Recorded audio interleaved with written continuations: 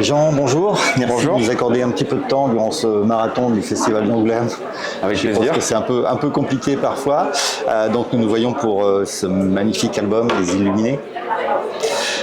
Plutôt que de mettre en avant un poète en particulier, d'avoir choisi un biopic, vous avez choisi une période relativement brève où trois grands noms de la poésie vont se croiser. Donc on a Rimbaud, Verlaine et Nouveau. Pourquoi ce choix? Parce que le projet tel qu'il s'est construit au départ, pour faire brièvement l'historique, c'est au départ une proposition de Laurent-Frédéric Bollé qui est venu vers moi avec un scénario autour de Rimbaud d'abord, de sa période de l'arrêt à l'écriture. Et le premier projet qu'il m'a présenté était très différent. C'était plutôt un huis clos avec une grande galerie de personnages de la vie littéraire de l'époque de Rimbaud. Et dans cette galerie de portraits, moi j'ai été attiré un peu particulièrement par Germain Nouveau, que j'ignorais. Qui est un peu moins connu. Voilà, il est moins connu. J'ignorais son existence. Et j'ai creusé un petit peu ce personnage et j'ai été assez touché par son trajectoire et par son tempérament. Et en fait, il y avait déjà ce moment-là après l'écriture des Illuminations, le moment de l'arrêt à l'écriture de Rimbaud, qui était le cœur de son projet initial, et qui est un moment effectivement fascinant et un peu énigmatique. Et donc, en creusant autour de Germain Nouveau, nécessairement, ça m'a conduit en tout cas à focaliser l'attention autour du manuscrit des Illuminations, sur la trajectoire de Verlaine et de Rimbaud et de Nouveau. Et je lui ai proposé de se concentrer sur ces trois personnages. Parce que en fait j'ai fait aussi le lien avec un autre désir que j'avais et qui date de bien longtemps, qui était en tant que metteur en scène et scénariste moi-même sur mes propres projets. Auparavant je faisais des livres tout seul. J'avais un désir depuis longtemps d'écriture d'une bande dessinée qui travaille la question de la simultanéité, d'avoir plusieurs lignes narratives en même temps avec des personnages qui vivent des choses au même moment. Et il se trouve que ces trois personnages n'ont cessé de se croiser, comme vous dites, et en même temps, ils ne se sont jamais retrouvés les trois ensemble. C'est-à-dire que nécessairement, je me suis dit, mais voilà, pendant que deux vivent quelque chose, l'autre vit autre chose. Est-ce qu'il n'y a pas quelque chose d'intéressant à faire circuler autour de ces trois personnages, raconter un récit de cette façon-là? Donc c'est comme ça que le livre s'est construit. Ouais. Et c'est de là qu'est né ce choix de découpage et d'une lecture un petit peu atypique par rapport à l'album.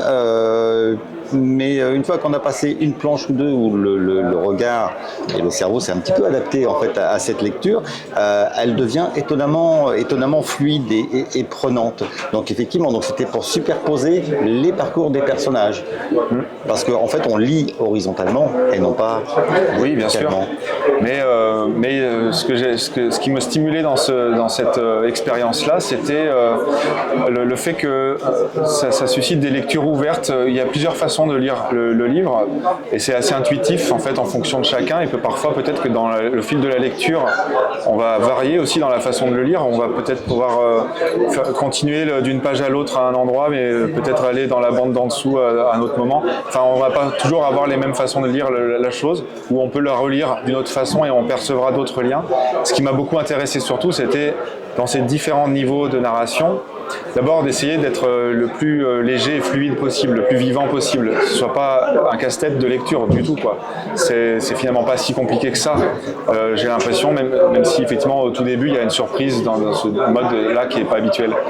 Mais ensuite, l'enjeu pour moi qui était excitant, c'était la question de les effets de résonance, les effets d'écho ou de contraste qu'il pouvait y avoir entre une bande et une autre, voire entre les trois quand il y en a trois. Et pour moi, là-dedans, il y avait une approche qui était de l'ordre de la poésie de la bande dessinée, en fait, spécifique au langage de la bande dessinée, qu'on ne peut pas faire autrement. Et donc, parfois, il y a des jeux de résonance, effectivement, visuelle, graphique, avec des choses qui sont censées pas du tout être en lien, mais notre regard va les mettre en rapport. Des situations où des mots, parfois, vont être aussi en résonance. Donc, c'était après un travail de rythmique, aussi, dans la mise en scène de bande dessinée.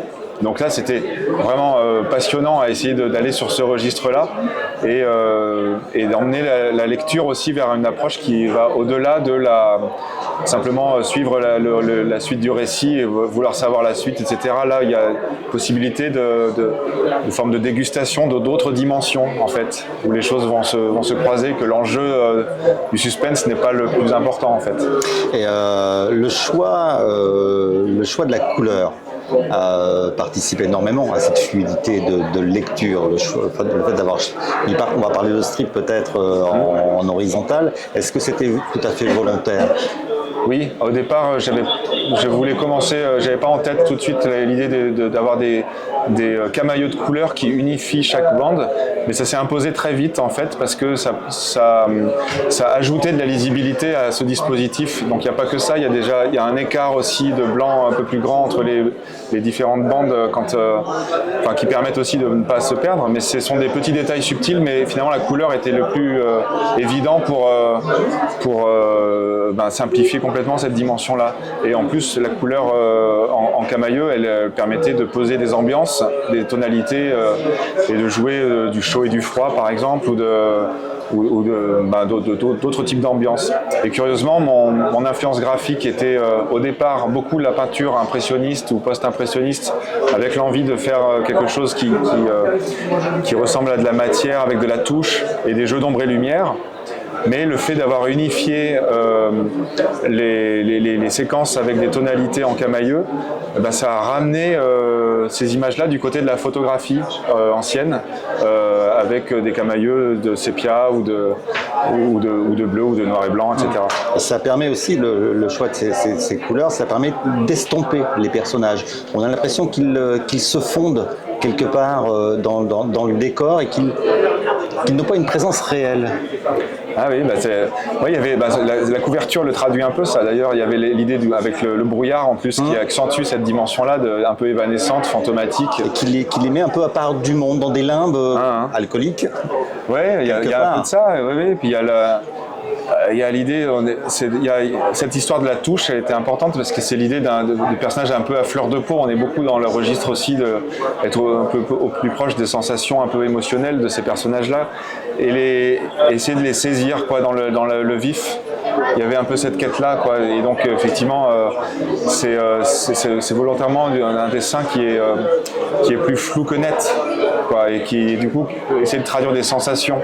Et c'est là la question de l'impressionnisme, elle était pour moi vraiment au premier plan dans ce sens-là, dans essayer de capter la vie un peu fugace.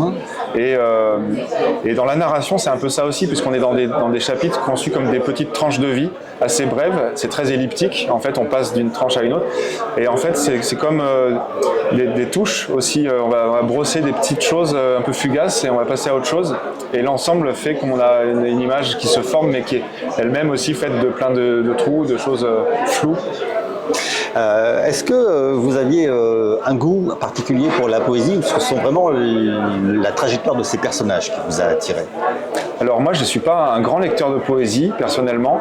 Laurent Frédéric Bollé qui a coécrit le projet, lui il est plus que moi.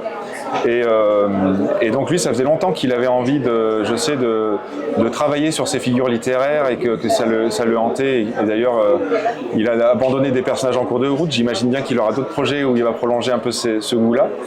Moi, je suis amateur de poésie quand j'en lis et ça peut me toucher beaucoup. Mais je suis pas venu pour ça complètement dans le projet. En revanche, je me sens proche dans l'état d'esprit en tant que créateur moi-même. En quelque sorte, j'ai l'impression qu'on partage un certain rapport au monde et une sensibilité à des choses et du coup, je me suis senti, en tout cas, je me projetais facilement dans des problématiques. Mais en l'occurrence, c'est vraiment les trajectoires biographiques là qui m'ont fait aller sur le projet pour les raisons que je vous ai expliquées là. Alors, il émane de cet album une tristesse et une mélancolie magnifique.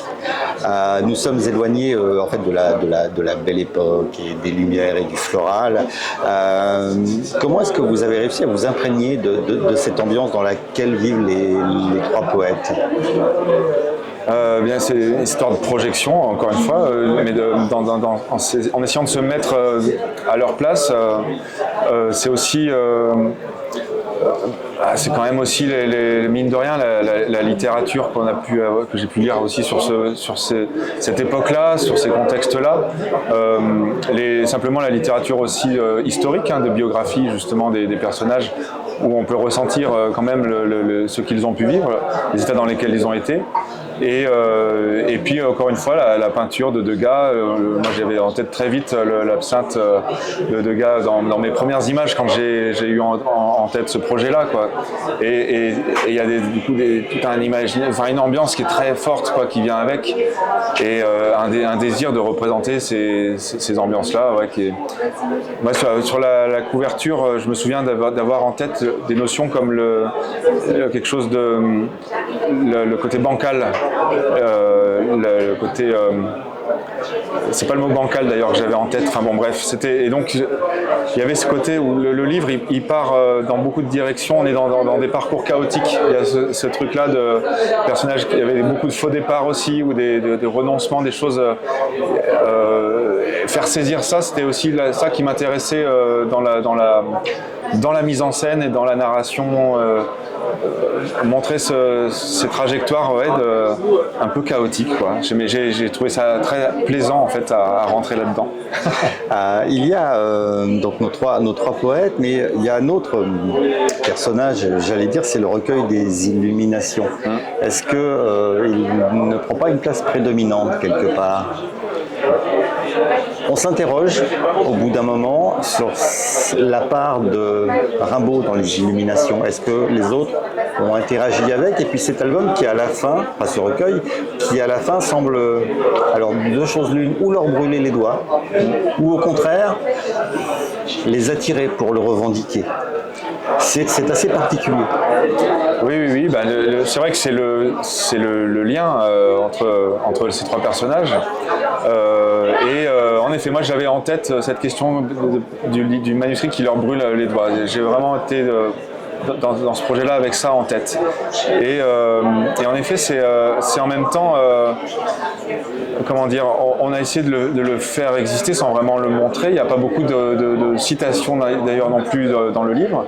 Donc c'est faire exister ce qui se passe autour d'un objet qui est du coup un peu magnétique parce qu'il suscite le désir, la curiosité, la fascination, et en même temps la répulsion pour certains de ces personnages-là. C'est compliqué, quoi. Et même quelque part pour Germain Nouveau, c'est compliqué d'exister par lui-même. Il est finalement souvent ramené, ce manuscrit des Illuminations. Après, on n'est pas rentré dans des problématiques que certains chercheurs actuels se disputent parfois, des querelles de spécialistes finalement sur l'attribution des textes des Illuminations de Rimbaud à peut-être Germain Nouveau ou pas. Alors on sait qu'il y a des manuscrits qui sont écrits de la main de Germain Nouveau, mais vraisemblablement sans doute de la copie plutôt. En tout cas, c'est ce qui est ce qui est dit dans généralement admis. Mais en tout cas, on s'est interrogé, nous, sur le fait que Germain Nouveau a eu au moins ce manuscrit dans les mains. Donc d'abord, il a participé, il était là au moment de l'écriture de ce texte. Donc, qu'est-ce que de leurs échanges avec Rimbaud en ce temps à Londres, qu'est-ce qu'il peut avoir de lui, on ne sait pas. Mais ensuite, il l'a quand même eu dans les mains pendant 2 ans à Bruxelles, avant de le rendre à Verlaine au bout du compte. Et donc, on est rentré un peu en se projetant, en se disant quel rapport il pouvait avoir à cet objet-là, lui-même qui désirait être publié, sachant que Rimbaud avait quitté déjà ce monde littéraire, et donc peut-être oui, on joue un peu avec ça à un moment donné. Mais on a comment dire, on a essayé aussi d'être fidèle en fait à ce qu'on connaît de la réalité historique de tout cela. On part pas dans des prétentions audacieuses avec de la fiction qui embarquerait un peu n'importe où, quoi. La narration est scandée par une image du porche de la cathédrale d'Aix-en-Provence, si je ne me trompe pas. Oui. Comment cette image, dont on ne va pas dévoiler en fait la finalité peut-être, s'est-elle imposée? Alors, elle s'est imposée à un moment donné dans le sens où il y avait besoin de rythmer. Donc, le livre il est structuré en chapitres et ben, c'est vrai que c'est difficile sans dévoiler l'aboutissement parce que le personnage, enfin la situation en tout cas devant ce porche, va nous emmener vers la fin du livre. Alors, je ne vais pas effectivement le déplier jusqu'au bout, mais en tout cas, je trouvais ça plus intéressant plutôt que d'alterner les séquences avec soit rien, soit des types de chapitres ou des numéros.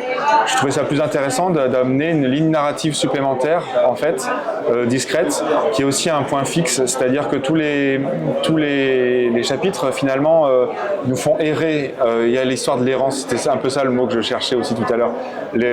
On erre un peu à droite et à gauche, on voyage beaucoup, et là, on revient tout le temps avec un point fixe qui exprime quelque chose d'un peu mystérieux et dont qui nous emmène vraiment vers une fin, voilà, vers une fin. Et il y a des dimensions aussi liées à une dimension mystique qui est présente dans un moment du livre aussi, et notamment autour de la figure de Germain Nouveau, et qui est assez discrètement, assez elliptiquement aussi finalement convoquée dans l'album, mais qui du coup, par ce biais-là, elle a aussi sa place. Et en même temps, il y a la question de la marge par rapport à la société, puisque beaucoup de monde dans la cathédrale, mais lui, il en est en dehors. Enfin, voilà, bref, il y a différentes dimensions. Je me suis surpris, moi, à revenir en arrière, en arrivant sur la deuxième ou troisième double page du porche, à revenir en arrière pour comparer, oui, en fait, l'avancée du récit. Oui, parce qu'il y a des petites scénettes devant ce porche, c'est comme un décor aussi de théâtre. Et... Oui. Quel public est-ce que vous avez souhaité toucher avec cet album? Alors ça, c'est pas tellement une question que je me suis posée, parce que de manière générale, je fais plutôt des livres avec moi-même comme référence de public idéal, c'est-à-dire faire les livres que je rêverais de lire ou que j'aurais envie de lire, en espérant que mes curiosités ou ce désir-là suscitera bien sûr de l'intérêt de la part du plus grand nombre de personnes possible, mais voilà. Donc là-dessus, je ne pourrais pas répondre plus que ça. Merci beaucoup, Jean, de nous avoir accordé cet entretien. Bon courage pour la fin de ce festival. On vous rend à vos lecteurs parce que vous partez en dédicace. Oui, merci beaucoup à vous. Merci beaucoup.